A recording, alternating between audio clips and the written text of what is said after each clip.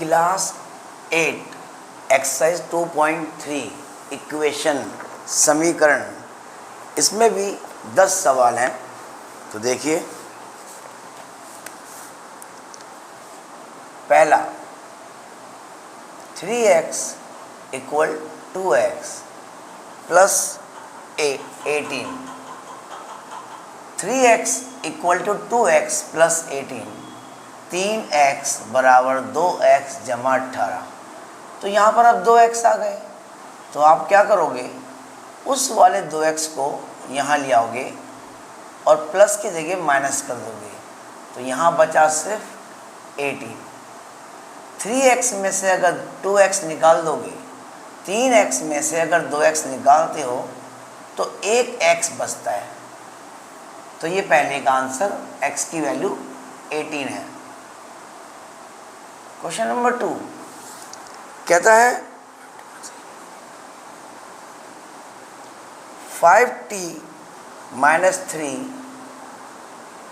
और 3t minus 5, 5t घटा 3 बराबर 3t घटा 5।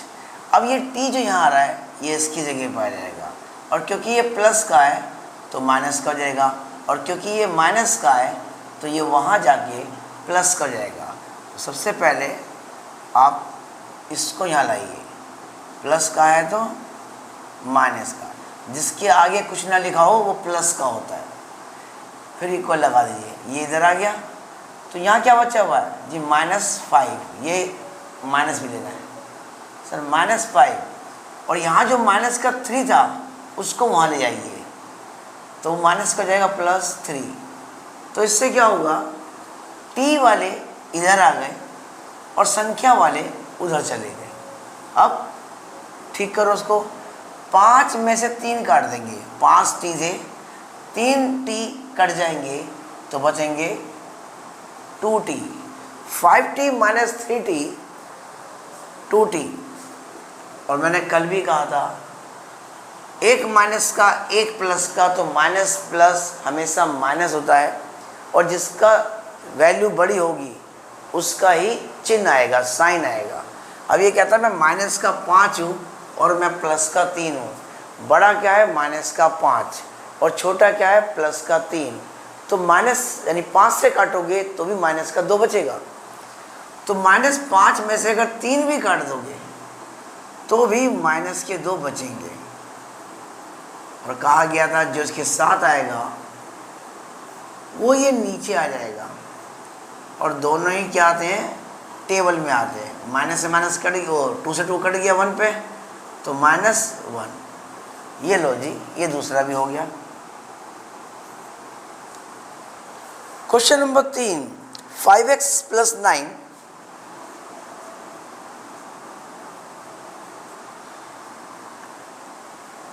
और 5 + 2x। ठीक है जी, 5x + 9 इक्वल 5 + 2x। 5x में 9 जोड़ दें और 5 में 2x जोड़ दें तो दोनों वैल्यू बराबर होती है। थोड़ा सवाल गलत हुआ है यहाँ पर, यहाँ 3 है। चलिए जी, अब यहाँ पर क्या आ रहा है, x, वो इधर आ जाएगा।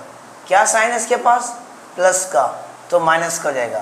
पहले अब जो यहाँ पर है वो लिखो, 5x और जमा 3x है, तो यहाँ हो जाएगा घटा 3x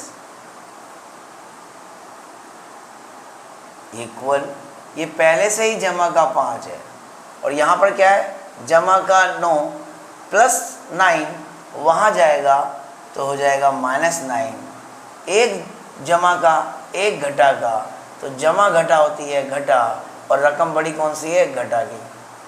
तो 5 में से अगर 3 जाएंगे, 5 जमा का है तो भी 2x बचेंगे, और 9 घटा का है, 9 में से 5 गए 4। तो x की वैल्यू जो आएगी -4, और ये 2 जो है वो इसके नीचे आएगा। अब दोनों ही एक ही पहाड़े में आते हैं, एक ही टेबल में 2 1 जा और 2 2 जा। तो इसका आंसर आ गया -2, x इक्वल टू -2। तो 3 सवालों का जवाब दे दिया गया है। सवाल नंबर 4 कहता है 4z + 3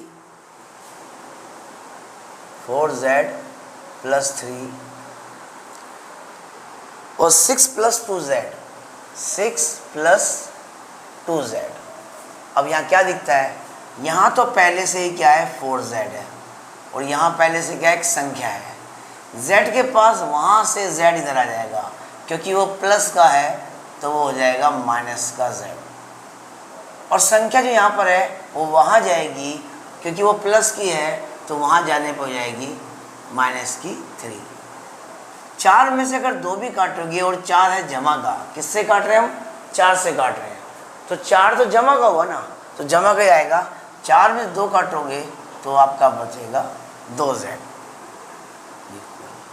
और 6 में से अगर 3 काटोगे और 6 जमा का है तो जमा का ही बचेगा। 6 से 3 गए तो आएगा आपका 3। तो ये हो गया 3 और ये हो गया आपका 2, ये भी हो गया ये। प्रश्न नंबर 5 2x घटा 1 2x - 1 इक्वल बराबर है 14 घटा x। माइनस का हो गया प्लस का, माइनस का 1 वहां गया तो प्लस का। इससे क्या हुआ, x वाले अपनी जगह पे आ गए और संख्या वाले अपनी जगह पे। यानी ये वेरिएबल होते हैं और ये होते हैं नॉन वेरिएबल, चर और अचर। अब दोनों ही प्लस के हैं तो 2 और 1 कितने हो गए, 3x प्लस का 2 प्लस का 1, 2 और 1 3। और ये भी दोनों प्लस के हैं। 14 में 1 जोड़ दो, 14 में अगर 1 जोड़ोगे तो 15 आएगा, फिर बात वही 15 हो गया। अब जो इधर 3 से गुणा है, यहाँ 3 से भाग हो जाएगा और ये हो गया आपका 3 एकम 3, 3 पंजे 15, 5। तो इसका आंसर हुआ 5। ये 5 क्वेश्चन कराएं, इनको नोट कर लो, बाकी 5 और करा जाते हैं।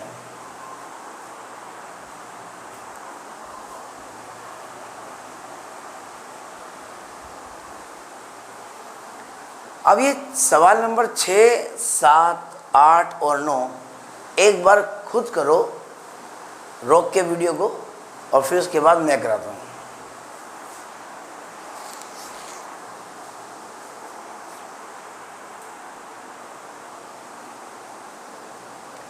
ठीक है जी।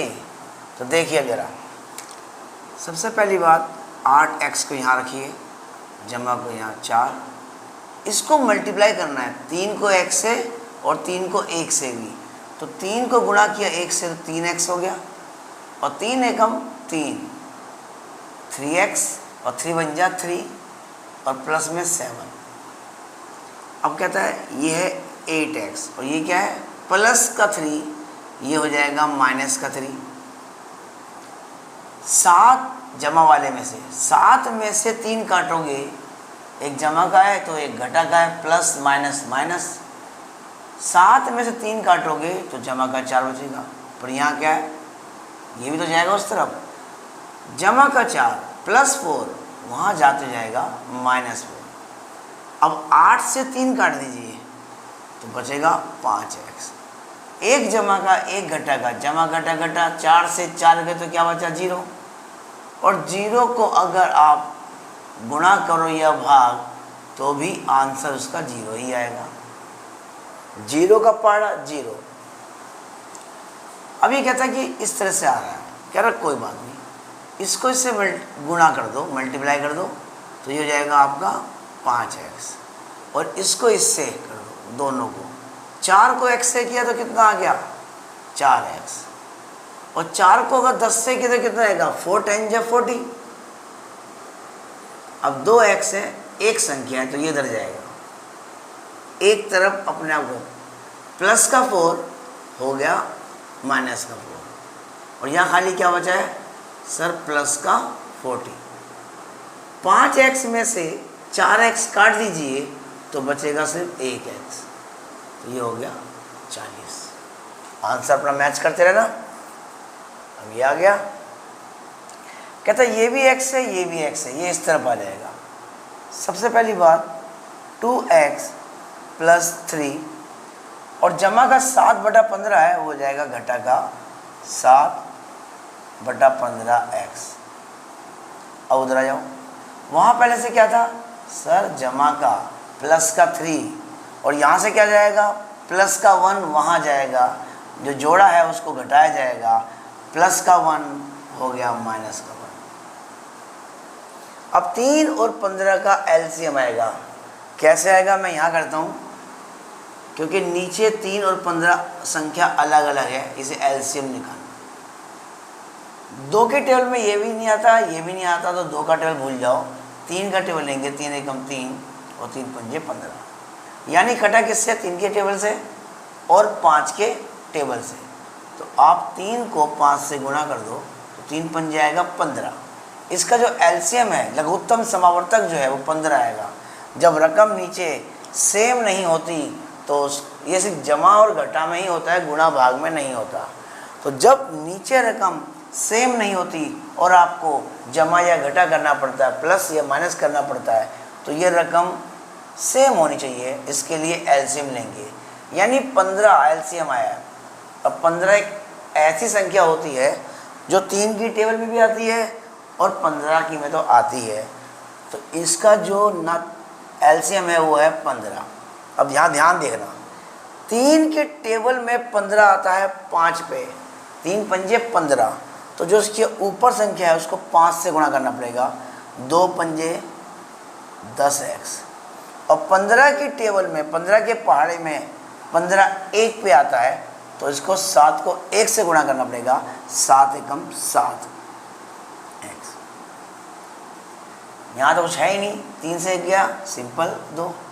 अब काट सकते हो इसको, 10x में से 7x काट दो तो आपको मिलेंगे यहाँ पर 3x बटा में 15, और यहाँ बचेगा आपका 2, जगह यहाँ कर दूँ।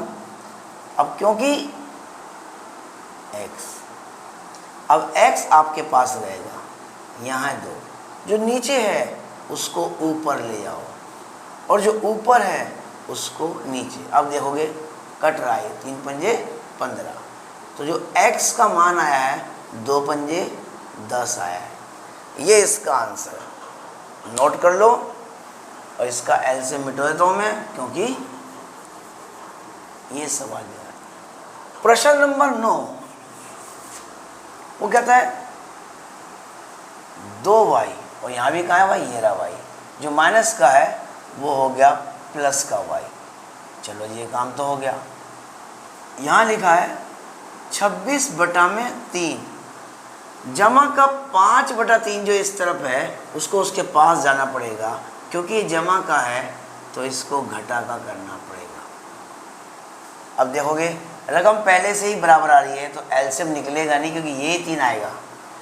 2y और 1y दोनों जमा के हैं, जमा जमा जमा जमा जमा plus plus plus 3y। LCM जो आएगा वो 3 आएगा। अब क्योंकि 26 में से 5 काट दीजिए, 26 में से 5 काट सकते हो आप, तो आपका बनेगा यहाँ पर 26 से 5 गए 21/3। अब यहाँ ले लीजिए, हालांकि ये कटता है 3 के पारे में 1 पे और 3 के पारे में 7 पे। अब नीचे खत्म हो गया, पर ऊपर क्या आ रहा y, ये y 3y नीचे आ जाएगा, तो पहले 7 आया था, ये 3 जब नीचे आएगा तो 3 एकम 3 ही कहलाएगा, और यही इसका आंसर है। तो प्रश्न नंबर हो गया आपका 9। अब रह गया 10, इसको नोट कर लीजिए, मैं 1 को मिटोगे वो भी कराता हूँ।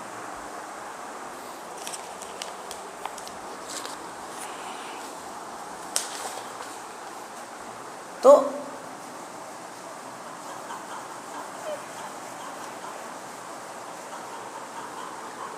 लास्ट सवाल है 10, वो तो बिल्कुल आसान है। कहता है 3m बराबर 5m माइनस 8/5। अब 3m बड़ा है या 5m? 5m। अब वो भी जमा का, तो इसको वहाँ ले जाओ और इसको यहाँ ले आओ। जैसे ये 3 है, ये माइनस का, चलो इसको इधर ले आओ, फिर घटाओ, ज़्यादा कन्फ्यूज जाओगे। जमा का 5 हो गया घटा का 5, इसको ऐसे रहने दो। 3 में से 5 नहीं कट सकते, 5 में 3 कटेंगे और 5 है आपका माइनस का, इसलिए 3 से 5 से 3 गए तो बचेंगे 2m, और ये हो गया 8/5 माइनस का। अब m का वैल्यू निकाल लीजिए, माइनस का 8 माइनस का 2 और 5, माइनस से माइनस कट जाता है गुणा या भाग करते समय। 2 के पारे में 8 4 पे आता है, तो जो m की जो वैल्यू आ रही है 4/5 आ रही है। ये तुम्हारा एक्सरसाइज नंबर 2.3 इक्वेशन। पहले इक्वेशन को सॉल्व करना सीखिए, फिर उसके जो बड़े बड़े सवाल आते हैं, वर्ड्स प्रॉब्लम आते हैं, वो करेंगे। बेस बनाइए, तब वो आराम से इजी होता है।